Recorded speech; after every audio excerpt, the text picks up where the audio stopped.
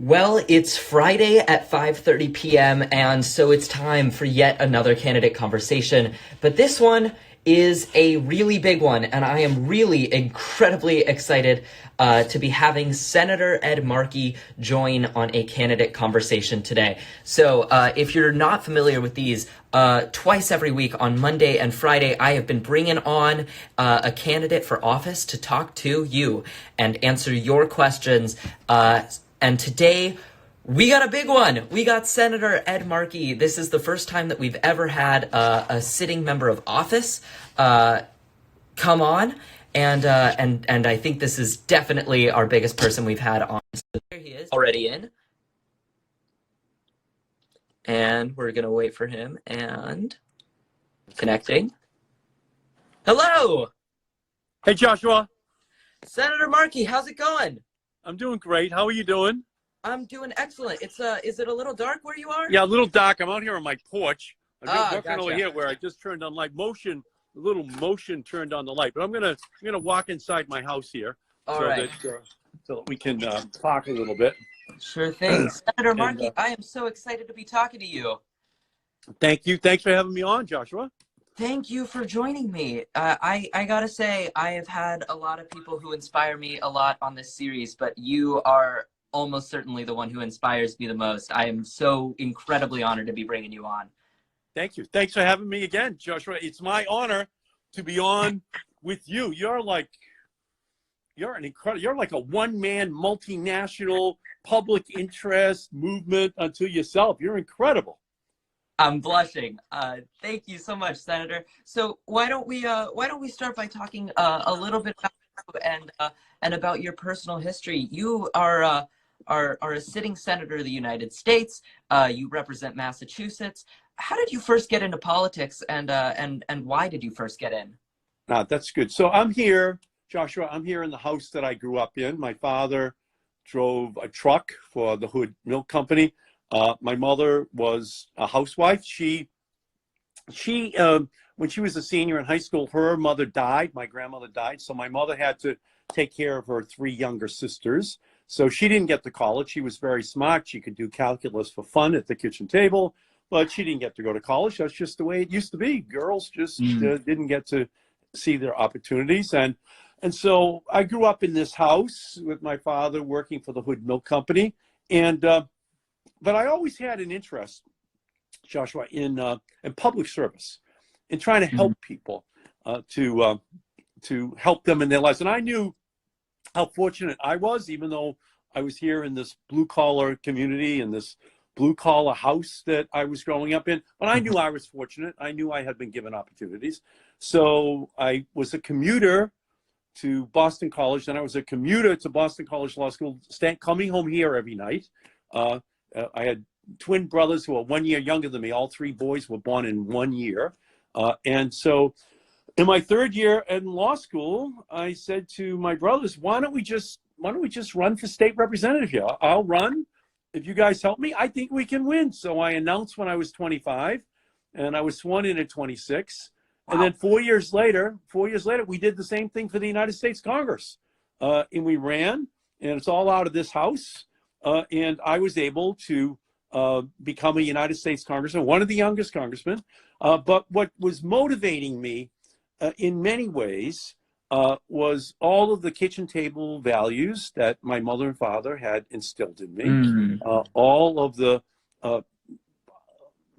sense that I could help other people because I had been fortunate. Now, some people might say he's a commuter to college, he's a commuter to law school, he's lucky. Well, I was, and people, all have to realize that you're comparing yourself to every other generation that's ever lived in terms of who you are and what opportunities you have. So I've tried to use those platforms, Joshua, to try to do good and to help people, help the environment, help fight against injustice, help fight for health care for everyone. And I've done that throughout my entire career. Well, let's talk about how you've been involved in a lot of these really important fights. You've been involved in a lot of these fights for quite a while. I want to talk specifically about gun violence, which is obviously an epidemic in this country. It takes almost 100 lives a day. You've been involved in gun violence for a really long time and in gun violence prevention. What have you done in the Senate, in the House, in the state House to work on gun violence prevention, and what can we continue to do? I know you have a bill in the works right now. Yeah, well, you know, what I did back about 25 years ago was the Chinese were selling semi-automatic assault weapons at $80 a piece on the streets of the United States. I saw that when President Clinton wanted to move to improve economic relations with the Chinese government. I said, well, as part of this, we're going to have to ban any further importation of these semi-automatic assault weapons into the United States of America. So that ban's been in place. It was upwards of 500,000 to 1 million a year. So it's upwards of 20 million semi-automatic assault weapons that have been banned. So I was successful in keeping them out, and they were the gun of choice. They were the inexpensive gun, $80. An American manufactured gun cost about $800. So that's what was being used in most of the killings. So what I did was I then said, the Mac 90. Yeah, you got it. So then what happened was I got really interested in the fact that the NRA had been successful in blocking any research at the Centers for Disease Control on the causes of gun violence in our society. Why is the United States the most violent in the industrialized world? So I fought, and then in December, just 5 months ago, I was successful in adding $25 million to the federal budget so that the CDC can now begin to do the research on the causes of gun violence in our society. And I think ultimately that's a big victory over the NRA, the same way my victory was a big one back 20 years ago. And it's going to give us a chance ultimately to say that we want NRA to stand for not relevant anymore in American politics. And I'm kind of building on that in terms of other legislation. I think we should ban assault weapons. Everyone has to have a background check before they can buy a gun. We have to remove the immunity which gun manufacturers right now have against being sued if their gun is used in a way that injures people. We have to remove that protection which they have. So from my perspective, I've been fighting the NRA pretty much my whole life, and I've had two major victories that no one had up on the scoreboard when I started fighting. And I think that we have a real chance to do more once we get past this political year, because Mitch McConnell and Donald Trump are wholly owned subsidiaries of the NRA. We have a really great chance to do some great work if we can win the Democratic House, Senate, and presidency this year. Absolutely, and we would have some huge victories if we won the House, Senate, and presidency. One of those big victories is in healthcare. You've had a very robust response in the Senate to the coronavirus, and you've introduced legislation alongside Senator Bernie Sanders, who I have in my poster right over here, and Kamala Harris to provide a monthly $2,000 to everyone struggling to make ends meet during the COVID-19 pandemic. So two-part question for you here. First of all, what else should Congress be doing, and what else have you been doing to stop COVID-19 or slow it down in this country? And in general, what can we do to make healthcare something that's more equitable and something that everybody can have in this country? Thank you. That's a great question. Yes. So Bernie Sanders and Kamala Harris and I have introduced legislation. And what we're saying is everyone should get $2,000 a month. That this is going to go on for a long time. So if you're a couple, you get $4,000 to help you to just tide you through, give you a life raft so that you can come out on the other side of a healthcare crisis that none of these families created, an economic crisis that none of these families created. So what we're saying is let's err on the side of generosity. Let's say that we want to help all these families. And by giving them the funding, they'll be able to go out and pay their rent, pay their mortgage, pay for food, pay for prescriptions. They'll be able to take care of their families. So that's what Senator Harris. One time, not enough. A one-time $1,200 check is just not enough. It should be recurring. People should be able to depend upon it. And then when this crisis is over, well, then we can end it. But not until then. The federal government has a responsibility to take care of every family in our country. That's what Herbert Hoover did not understand from 1929 to 1933. That's what Franklin Delano Roosevelt understood.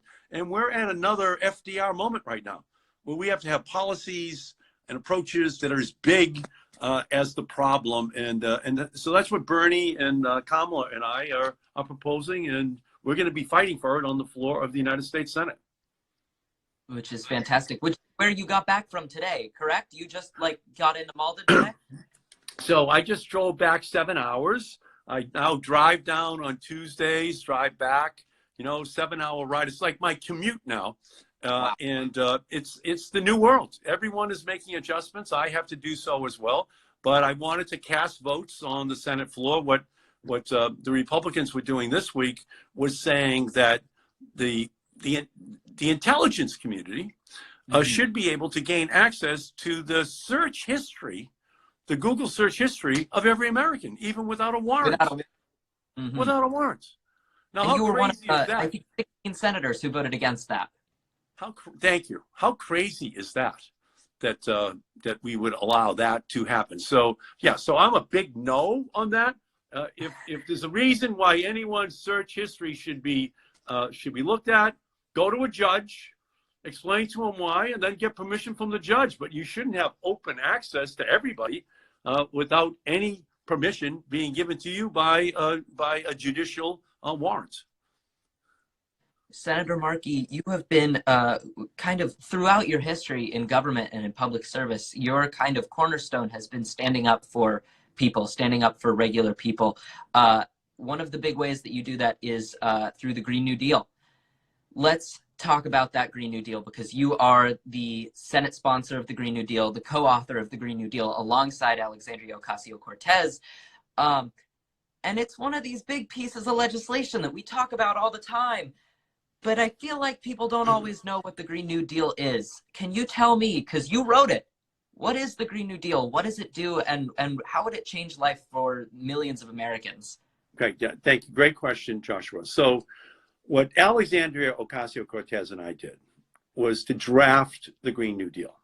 And so she introduced it in the House. I introduced it in the Senate.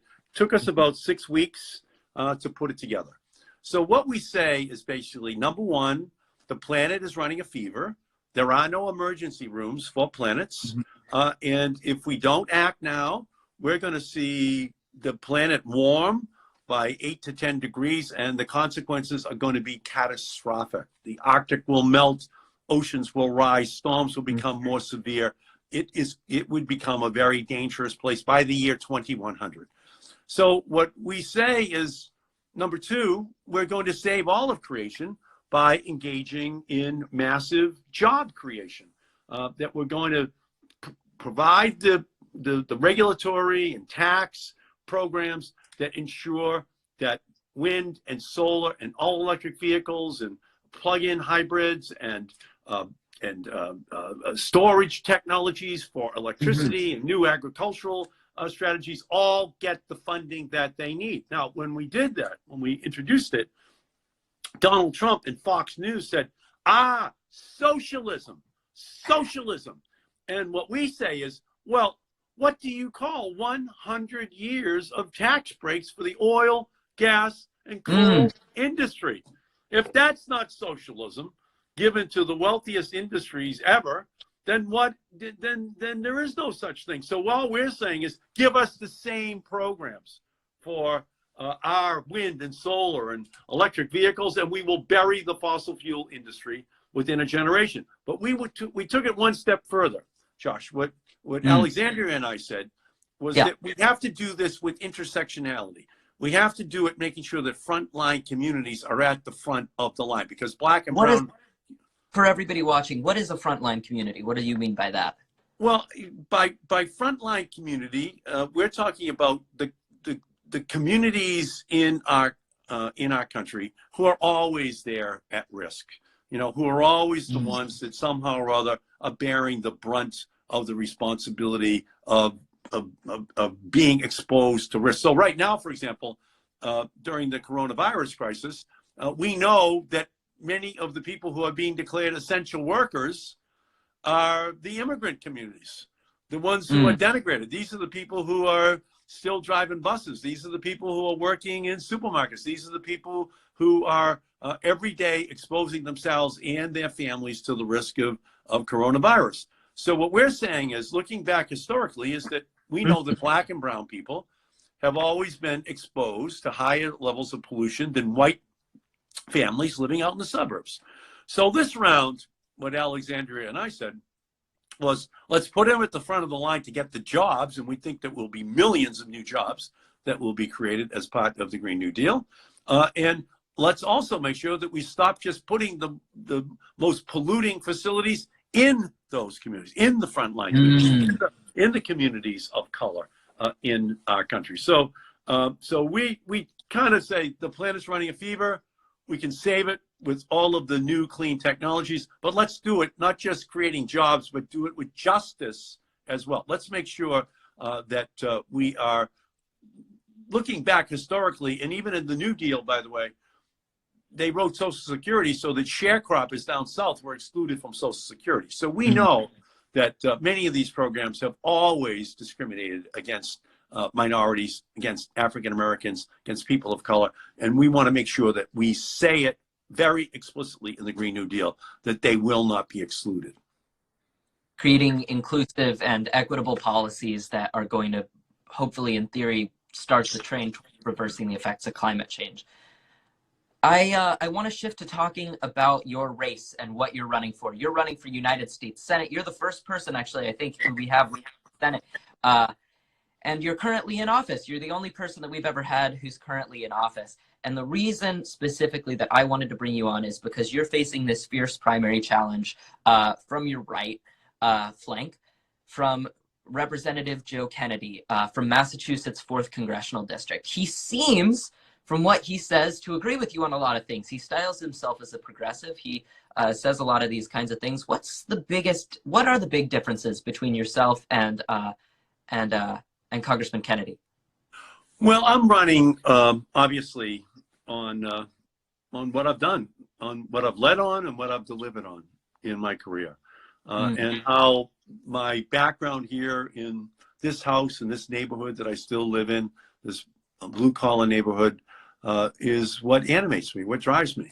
So as we were talking about earlier, the Green New Deal. That's created not just a resolution, but a revolution in the way in which people look at the issue of the climate crisis. And I've been the leader on that. I was the leader on increasing the fuel economy standards up to 54.5 miles per gallon. That's my law. I was the leader on ensuring that appliances, air conditioning, all were dramatically increased in terms of their efficiency to reduce the amount of greenhouse gases that had to be emitted in order to keep those devices going. I was the leader on putting in the $25 million to make sure that the Centers for Disease Control would be able to begin the research on the causes of gun violence in our society. I was the leader in the Senate on net neutrality. I introduced the first net neutrality bill 15 years ago before anyone even knew that there was such a thing as net neutrality. So on each and every one of these issues, I have led and I have delivered. And that's what I'm running on. I'm running on the fights that I've already fought, the victories I've already had, the enemies I've already made that I'm proud of, and the fights in the future that I am looking forward to waging on behalf of the families of our country. You've certainly made some strong and powerful enemies, but you've always been able to rise above and fight on behalf of your constituents in a ton of different ways, whether it's gun violence prevention or the Green New Deal. The list goes on and on and on. Your campaign actually sent me, on your COVID response alone, your campaign sent me a list of like 130 plus things that you have done on COVID response. You have done nothing since being elected to office but fight for your constituents. So why is Joe Kennedy running against you?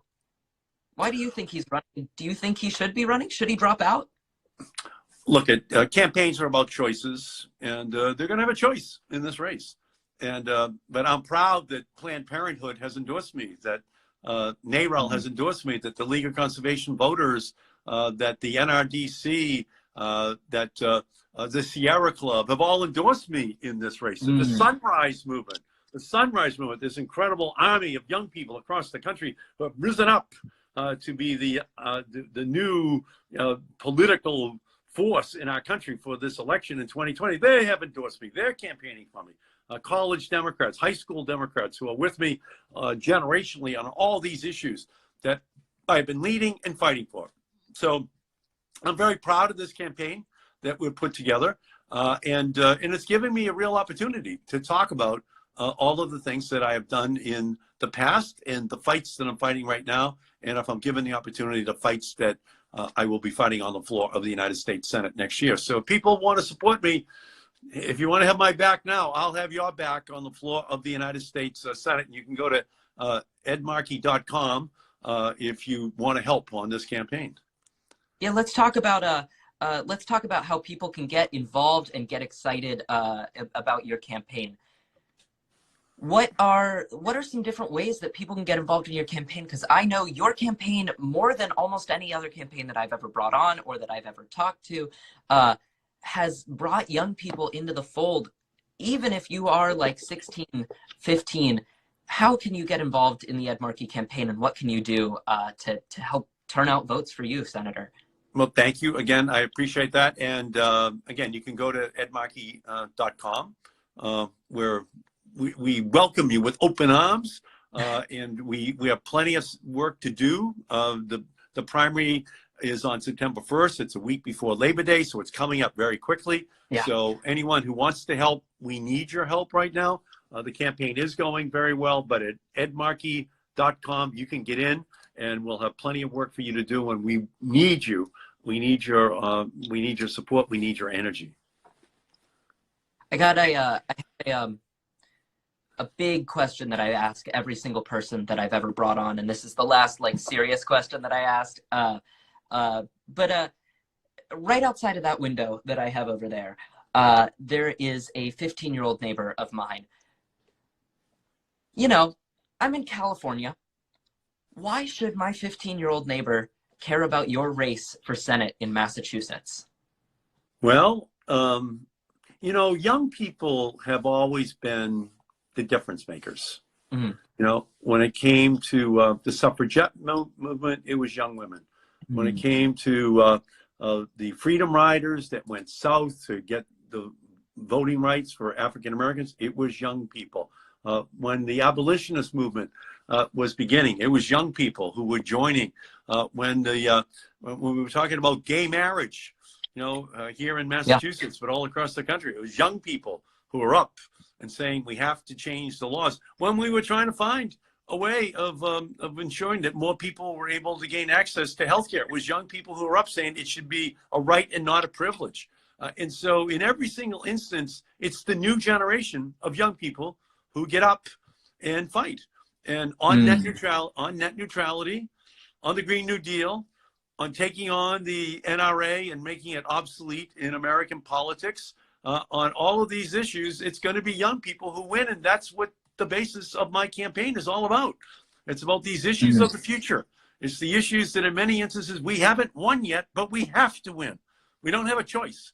And the only way we're going to win is if young people like your 15-year-old next door neighbor are willing to give at least a portion of their time to the effort. And any help that people want to give me, again, at edmarkey.com, I would love your help, because I'm going to be on the floor passionately fighting for those issues. You have always fought for young people and are promising to continue to fight for young people. And young people love you. The young people, you're the older candidate in your race, but young people love Senator Ed Markey. In fact, a lot of people ask me all the time about this very fresh fit of yours. Oh, and it's cropped out, but you've also got some absolutely kick-ass shoes in there. Are you wearing the shoes now? Well, I'm gonna take one off. So here it is. I got my Air Revolutions right here. Yes. And my Air Revolutions are a big part of my existence. You know, when I was a kid in this house, my mother would always say, you know, Eddie, your father and I were going to donate your brain to Harvard Medical School as a completely unused human organ. And it's because I would just go down the park and play basketball for 5 hours a day. She thought I should be doing calculus and I shouldn't need her help to be able to do it. And so when I was in the Congress over in the House of Representatives, we have a free throw shooting contest each year. Yeah. So one year, just before I left, I won the free throw shooting contest, 47 out of 50, which I hit. That's amazing. But it was the practice that I was doing when my mother thought I should be doing my homework. And I want to say, hey, Ma, it finally paid off in Congress. I won the free throw shooting contest wearing, and these are the shoes I was wearing my Air Revolutions.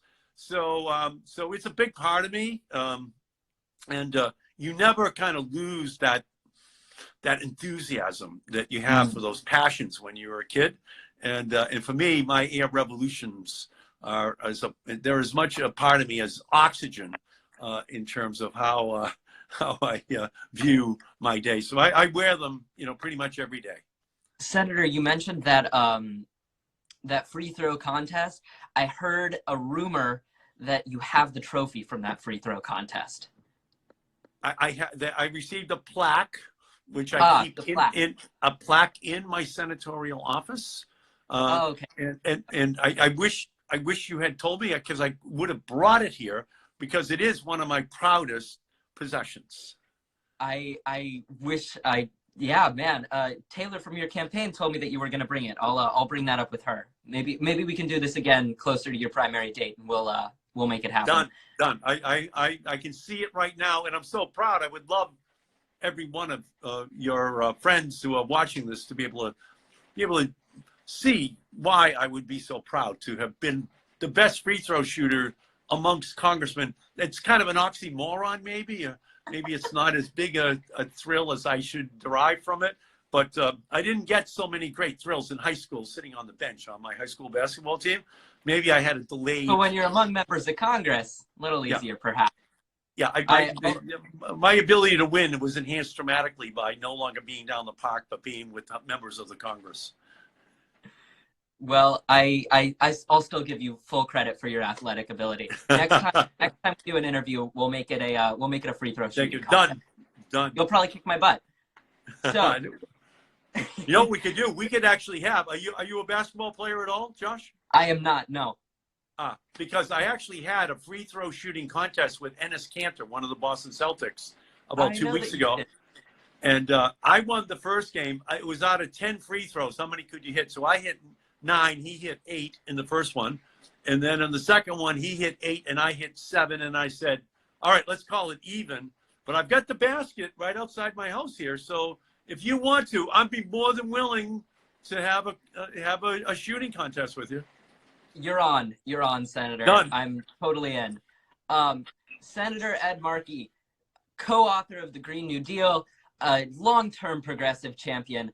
Thank you so very much for joining me. If you want to get involved in Senator Markey's campaign, how can we do it? edmarkey.com. That's all I can. That's all I have to say. And we welcome you. Welcome everyone who's out there. And Joshua, I just want to say, Joshua, you are about as articulate, insightful, progressive as anybody in our country. And honestly, the future of our country is in phenomenal hands with people like you and all of your followers, all of the people who you're talking to every week. And I just want to tell you how impressed I am and honored to be here with you this evening. Senator Markey, I think coming from you, that means more than coming from anybody else on this planet. Wow. Thank you, Joshua. Wow. My ego has been fed for the month. Incredible. Senator Markey, thank you so much for joining me. We have got more candidate conversations coming up. This is not the last one. We're having them every Monday and every Friday, so everybody, you can continue to tune in. Senator Markey, thank you so much. This will be up on IGTV coming soon. Thank you, my friend. Thank you, sir. Have a good one. Stay safe. Stay safe. You as well.